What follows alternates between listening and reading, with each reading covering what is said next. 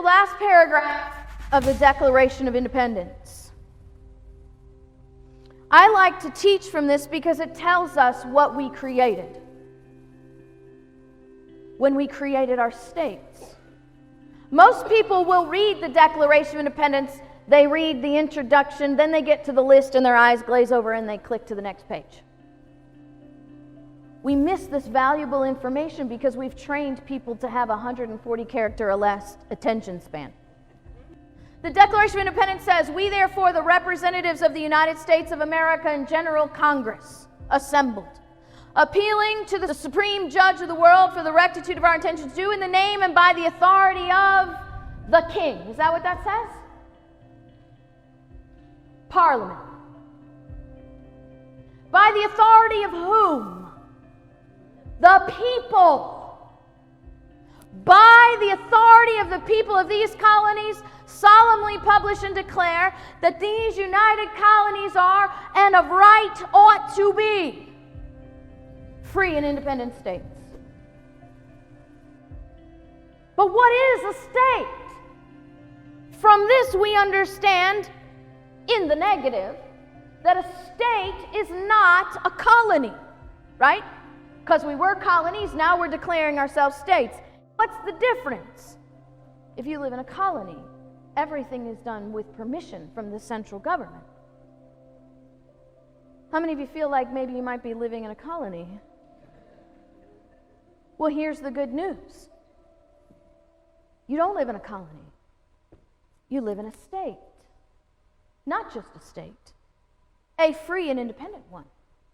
And that they, the free and independent states, are absolved from all allegiance to the British Crown, and that all political connection between them and the what? State of Great Britain. Do you see what that word state means? That word state doesn't simply mean New York, New Hampshire, or Rhode Island. That word state means independent government. Your state is an independent, sovereign government just like Great Britain, France, or Spain. Somebody will say, well, but we joined the Union. Okay. That is not a surrendering of your sovereignty by joining a union. You are in a union, but you are still independent, sovereign bodies. You know what's amazing? Our states were created with greater sovereignty than any other country in the world because we were created under the principle that all men are created equal and they are endowed by their Creator with certain inalienable rights. Germany was created under the principle that kings give rights. Now, this is not the end of our definition of the states. The Declaration of Independence continues and says that our political connection between the state of Great Britain is over, and it is and ought to be totally dissolved, and that as free and independent states, let's rewind just a second. Who created the states? The people, right? By the authority of the people, the document says. To secure our rights is the singular purpose for the existence of any government. There is no other purpose in government than to secure our rights. Not our rights in the collective, our rights as an individual. Because you see, if we are focused on the rights of the collective, then there are no such thing as rights. They're privileges bestowed upon us by mob consent. And when mob consent can give something to us, what can they also do? Take it away. The good people created our states with one purpose, to secure our rights, and here's the authority we gave them to do that with. Full power to levy war, conclude peace, contract alliances, establish commerce, and do all other acts and things which independent states like Great Britain, France, or Germany may of right do.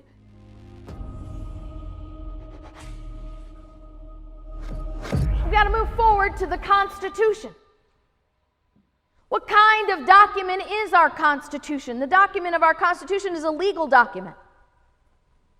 It is a contract. It is a specific kind of contract that we call a compact. A compact is specifically different than a general contract because of who is involved in the agreement. A contract, generally speaking, is an agreement between two legally sovereign people. Now, when I say legally sovereign, I mean you've achieved the age of legal consent. Can your 15-year-old create a legally binding contract? No, because he's not sovereign in the eyes of government. He's still, sorry guys, subject to his parents, which I like to remind my 14-year-old. But a compact is not an agreement between legally sovereign people. It's an agreement between legally sovereign governments. Which means, from legal language, the states are the parties to the compact. I'm going to teach you a little bit of contract law here. The states are the parties to the compact. Now, you're going to get some pushback by your think tanks, pundits, and professors. So let me give you the answer to their question. They're going to say, well, what Chrisanne really means is that the Constitution is an agreement between the people and the federal government. No, it's not. One simple fact proves that to be false. And I'll ask you, was the Constitution ratified by popular vote of the people? No. How was it ratified? By the states. Because the Constitution was not ratified by popular vote of the people, then the people are not a party to the contract. It was ratified by the states, which means the states are the parties to the contract. Now, what's amazing is we knew that back then, and Patrick Henry, one of many, was very unhappy about that. He said, how dare we start this document with we the people? We the people had nothing to do with this. It needs to read we the states. So the states are the parties to the compact. Now you'll get another little pushback there, and they'll say, oh, well, what Chrisanne really means is that the Constitution is an agreement between the states and the federal government. Because you see, there are always people trying to put the states and the federal government on equal footing. That's not how that works. When you create something, you're not created on equal footing. The Creator is always superior to its creation. And to say that this Constitution is an agreement between the states and the federal government is a temporal impossibility. You see, the states ratified the Constitution that created the federal government. The federal government did not exist until the Constitution was ratified. So in legal terms, the federal government is the product of the contract. You cannot be a party to the contract if you are the product of the contract, because you cannot sign the contract into legal being if you do not exist until it's signed. So when our states created the federal government, they created a limited federal government. Because you see, you cannot live in liberty in absolute governmental authority.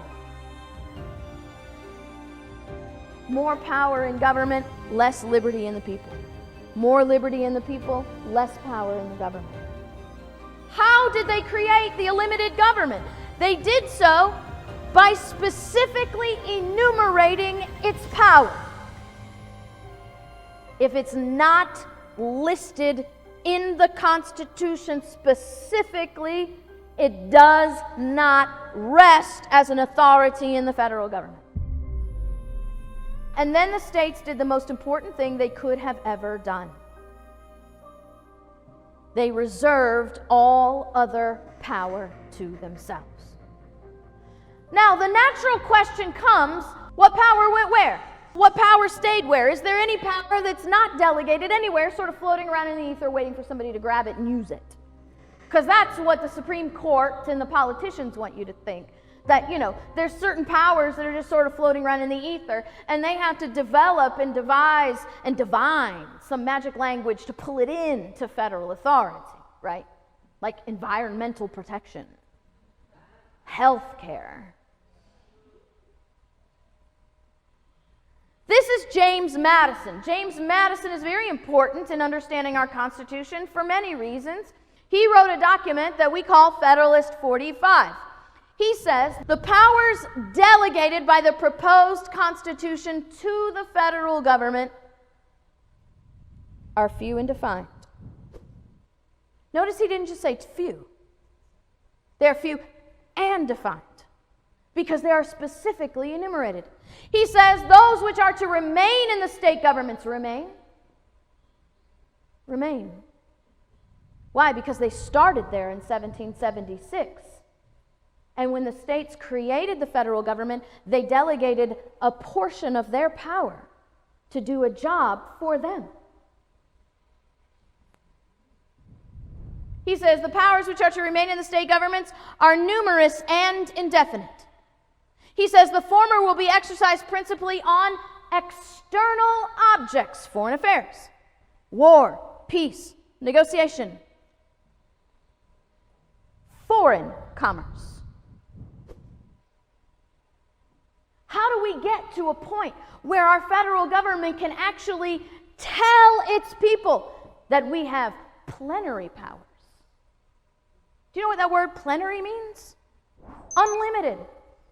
And we buy that. Because we don't teach what the word delegate means. That word delegate means a temporary trust of responsibility or authority by a higher power to a lower power. There are two very important aspects to delegation. One is that it's temporary. Two is that it's from a higher power to a lower power. We have just discovered and learned, not through my interpretation, but reading the documents themselves, that the states are the higher power and the federal government is the lower power. And the power that the states delegated to the federal government is temporary. Temporary because it's conditional. And what's the one single purpose for creating government? To secure our rights. That's the condition. The purpose of the power we've delegated to you is to secure our rights. When you fail to secure our rights, it's our authority to take that power back and do it ourselves. Now, from a federal and state perspective, which power then reserved to the states? Madison says the powers reserved to the several states will extend to all the objects which in the ordinary course of affairs concerns the lives, the liberties, the properties of the people, the internal order, improvement, and prosperity of the state. Do you see that little magic three-letter word in there? All. You see, if it's not delegated, it's reserved. If it's not specifically listed in the Constitution as an authority of the federal government, it is reserved to the states. So what about the CDC, the EPA, the FDA, and the Bureau of Land Management? By the way, BLM is Bureau of Land Management in our context. What about the Department of Education, Health and Human Services, USDA, ATF? What about the FBI, the Department of Homeland Security, Department of Interior, Department of Ag, FAA, FCC, SEC, and any of these other things three letters you can string together? All of these powers are reserved to the states. How do we get a federal government that is actually exercising power that is not only not delegated, but reserved to the states? Because our states comply.